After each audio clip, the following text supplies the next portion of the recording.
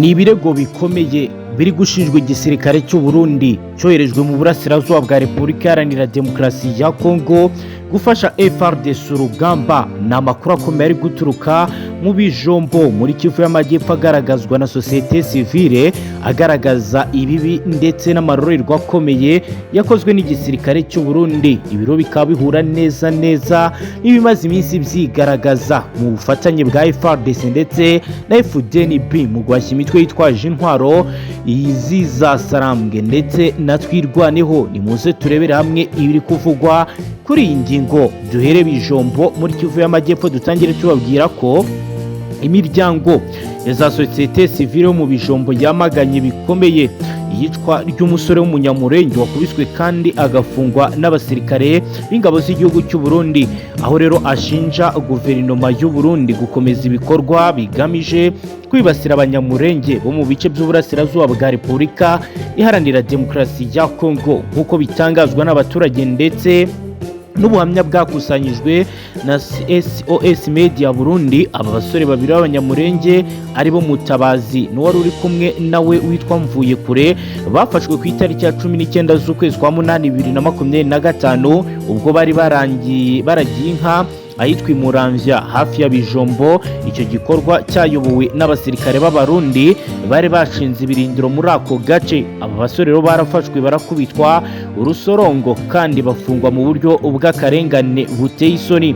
Nubwo rero bombi barekuwe ku itariki ya 21 z'ukwezi kwa 8 bakajyanwa kwa muganga, ibikomere bya Mutabazi byaje kumuhitana. Yapfuye ku itariki ya 25 z'ukwezi kwa 8 2025 asize umuryango ndetse n'imbaga y'abaturage bababaye, nk'uko bitangazwa. Itangazo rya societe civile yo mu bijombo ryashyizwe mu buryo bweruye riravuga ko Colonel Kinigi, umukuru wa brigade y'ingabo z'u Burundi Fdnb, hamwe n'abafatanyacyaha harimo Munigantama Sebatware Kayina, uruhare rw'ifatwa no guhohotera abo bana. Iryo tsinda ryamaganye ibi bikorwa nk'ihohoterwa rikomeye ry'uburenganzira bwa muntu, cyane cyane iby'abana ribangamira imiryango bahamagara imiryango mpuzamahanga ishinzwe uburenganzira bwa muntu gutangiza iperereza ryigenga kandi ritabogamye no kugeza ababigizemo uruhare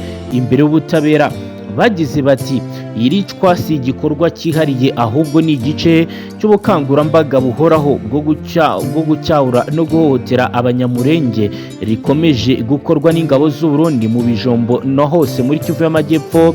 Ni kwitangazo rivuga amashyirahamwe arengera uburenganzira bwa muntu amaze igihe kinini aburira ko ingabo z'u Burundi ziri muri Kivu y'Amajyepfo zaje mu izina ry'ubufatanye bwa gisirikare mu karere, bizatumye abanyamurenge baba intandaro y'akarengane gakabije. Abayobozi b'amakomine n'abaturage barashinja guverinoma y'u Burundi gukoresha ingabo zayo mu mwiherero mu mateka akomeye mu bijyanye n'ivangura ry'amoko, aho hakomeje kugenda hagaragara iyicwa rubozo, gufungwa mu buryo bunyuranyije n'amategeko, kwibwa amatungo n'ibindi bitandukanye. Urupfu rwa Mutabazi rwateje uburakari bushya, aho benshi mu banyamurenge bahagurutse bavuga ko ibiri kubakorerwa bidakwiye. Ubu n'ubugizi bwa nabi bukomeye. Abaharanira uburenganzira bwa muntu barasaba ubuyobozi bwa Kongo, Loni ndetse n'imiryango mpuzamahanga kurengera ubuzima bw'abaturage bo mu bijombo. Imiryango yo muri bijombo iyicwa rya Mutabazi bikaba rero bivuga ko ari urwibutso rubi rw'ubudahangarwa abasirikare b'abamahanga bakomeje kugira mu bikorwa byabo muri Kongo.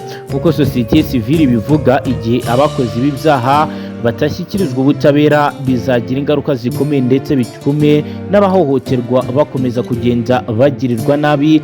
Ibi akaba ari ibyago bikomeye bikomeje kugenda bigwirira abatari bake nk'uko bigaragara. Reka dukomeze amakuru yacu turebe ibikomeje kugenda biba, tubabwire kandi n'ibindi bikomeje kugenda bigaragara. Aho rero ihuriro ry'ingabo za Kongo ryaraye rigabye ibitero mu Rugezi rigahura n'uruva gusenya, nk'uko amakuru atugeraho bivuga.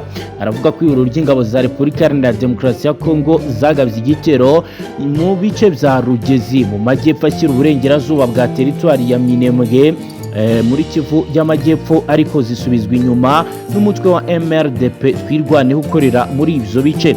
Mu gitondo cya kare kuwa gatatu ku itariki ya 27 z'ukwezi kwa munani 2025 nibwo kiriya gitero cyakozwe aho cyagabwe neza mu Rugezi mu gace kayo kahitwa Sabune mu nkengero zako. Amakuru avuga ndetse ava mu nzego zitandukanye aravuga ko rero iki gitero cyaturutse mu bice bya segiteri ya Rurenge muri teritwari ya Fizi ahazwi nko mu ndiri ikomeye ya FDLR na Wazalendo ndetse n'ingabo z'u Burundi. Bikaba rero bivugwa ko babigabye ku birindiro by'ingabo za MRDP twirwaneho biherereye hafi aha. Rugezi yagabwe iki gitero ikaba isanzwe igenzurwa na MRDP twirwaneho kuva mu mpera z'ukwezi kwa gatatu uyu mwaka. Amakuru akomeza avuga ko uyu mutwe waje gusubiza inyuma kiriya gitero ndetse ugifatiramo ibikoresho bya gisirikare birimo imbunda n'amasasu. Ubuhamya buragira buti FRDC, FDLR, ingabo z'undi na Wazalendo basubijwe inyuma kandi twirwaneho yazambuye imbunda nyinshi n'amasasu menshi. Bikaba bijyana n'ubutumwa bukomeza buvuga ko hari n'ibikoresho by'itumanaho bizafatiwemo harimo Motorola ndetse na za Jomeri zigera kuri 2. Si ibyo gusa kuko kandi cyaguyemo abarwanyi bo ku ruhande rwa leta babarirwa mu 10. Ati twabonye intumbi zirenga 10 z'ingabo zirwana ku ruhande rwa leta.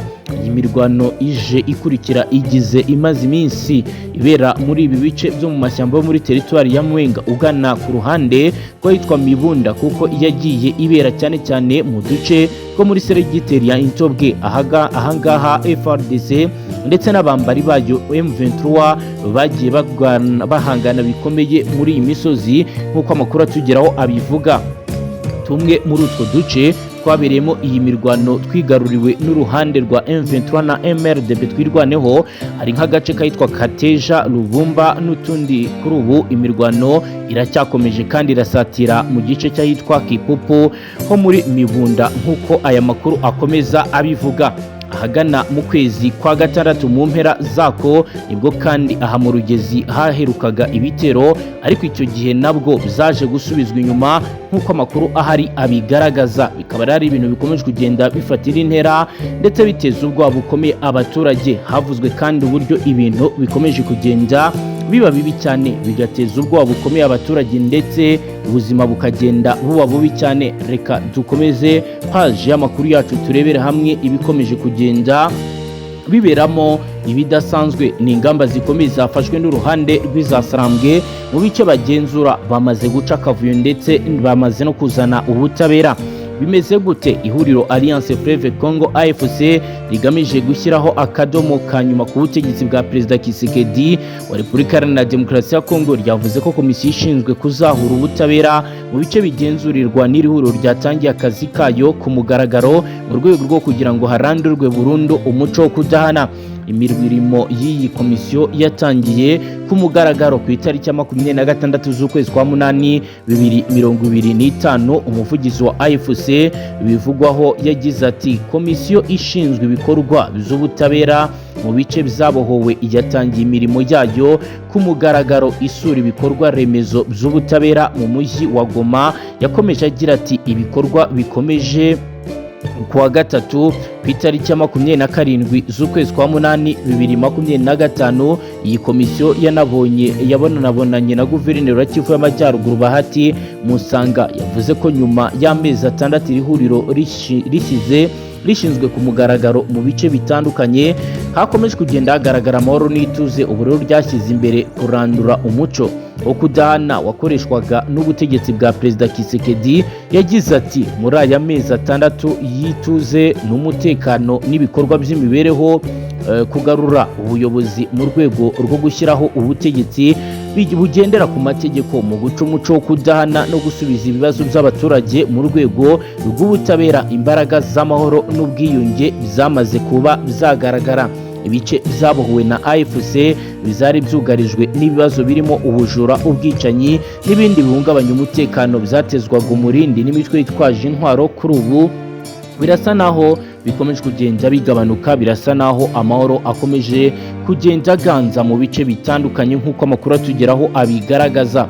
biro ni ibintu benshi bafata nk'intambwe ikomeye igiye kuzana ndetse no kurangiza ibibazo bimaze iminsi bigaragara mu bice bitandukanye bya Repubulika Iharanira Demokarasi ya Kongo. Kugeza ubu benshi mu banyekongo bamaze igihe kinini bashinja igisirikare cy'igihugu kuba aricyo cyagiye giteza ibibazo bitewe n'uko cyashyizemo abazarendo mu myanya ikomeye maze bagatangira ibikorwa by'ubugizi bwa nabi.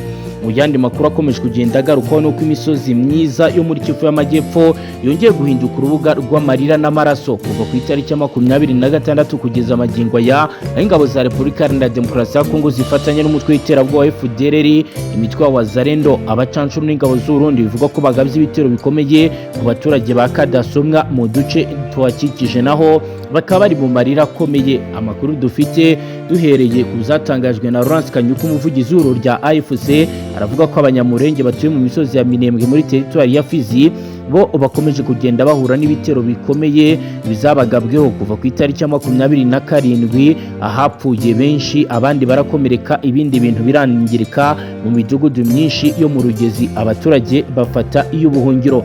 Kanyuka aragaragaza ko ibi bitero bihitana abarwanyi ibi bitero bihatira abarwanyi ba AFC kujya gutabara abasivili bari mu kaga. Yibutsa ko ibi biri mu nshingano zayo yaboneyeho kunenga umuryango mpuzamahanga ukomeje guceceka mu gihe ubugizi bwa nabi bukomeje gufata indi ntera.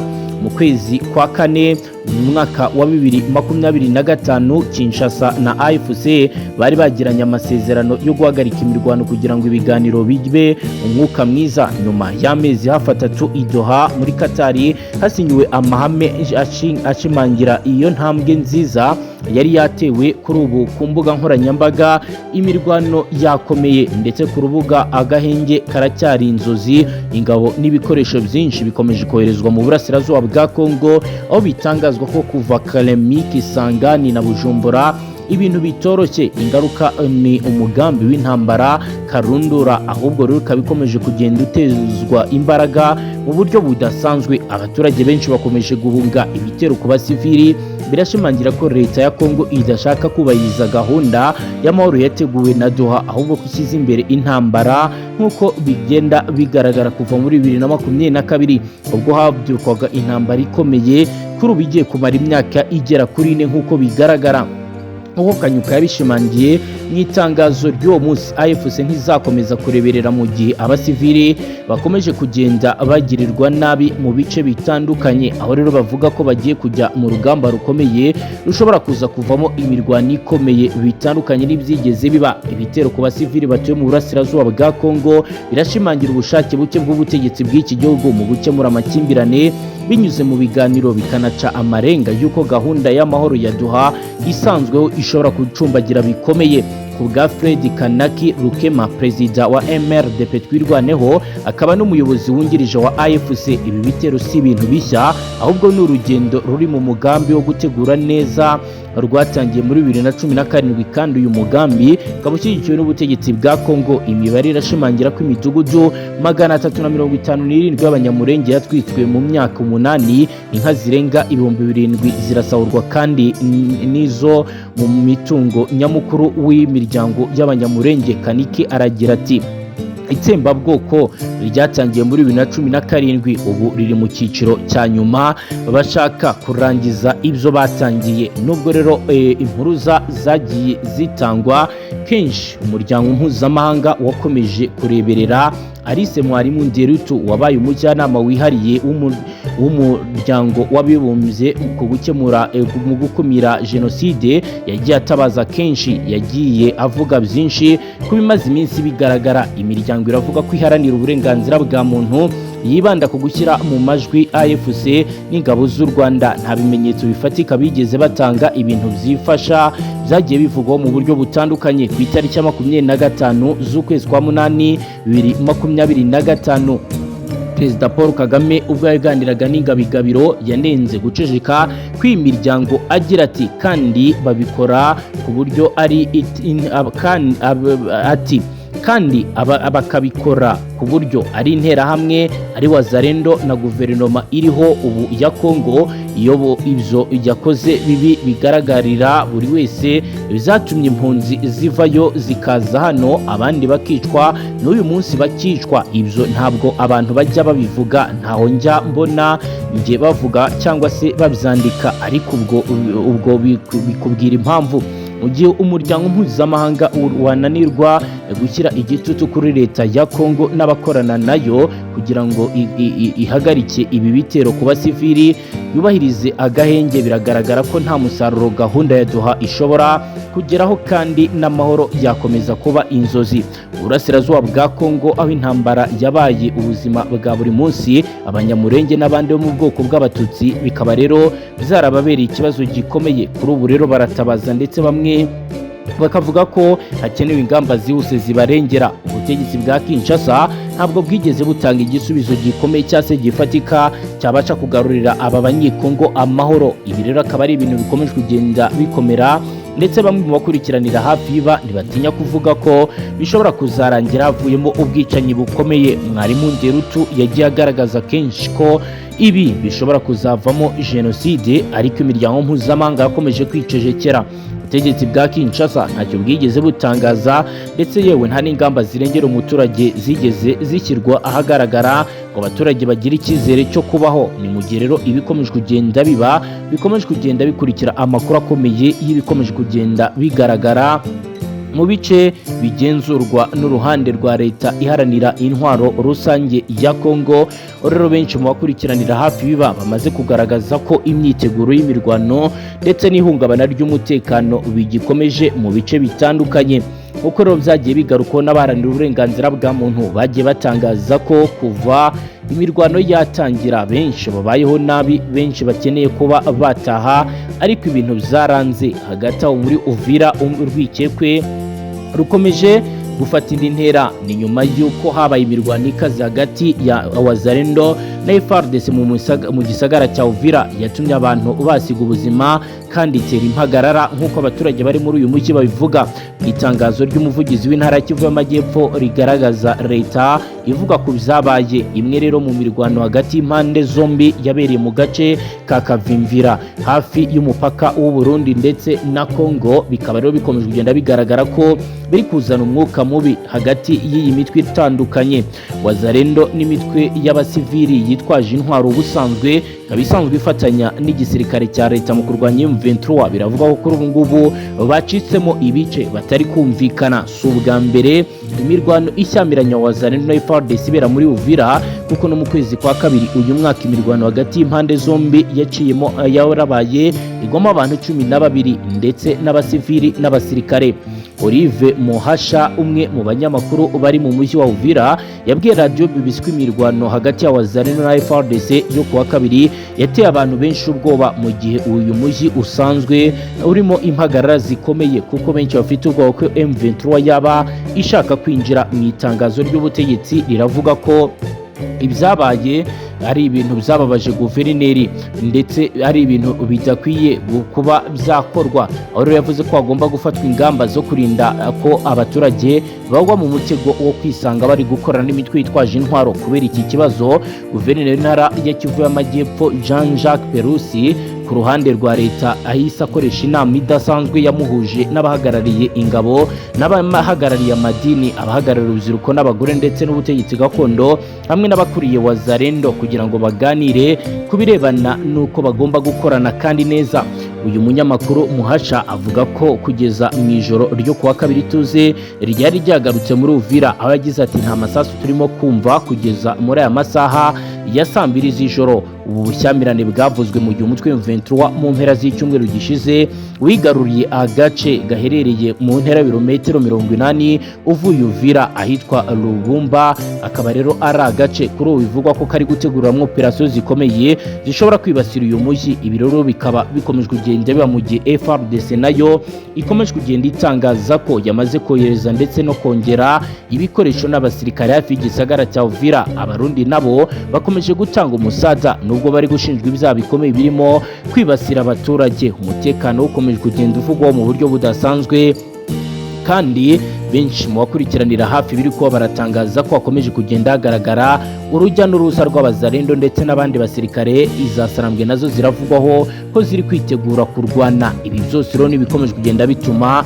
benshi batekereza ko imirwano ikomeye ishobora kuza kwibasira ibice byinshi. Ni nuko dusoje amakuru yacu. Niba ari ubwa mbere dukurikiye hita ukanda subscribe ntuzongere gucikwa n'amakuru akomeye abarebana n'umutekano, politike, ububanyi n'amakungu ndetse n'ubuzima bwa munsi bw'abanyagihugu. Hasta la vista.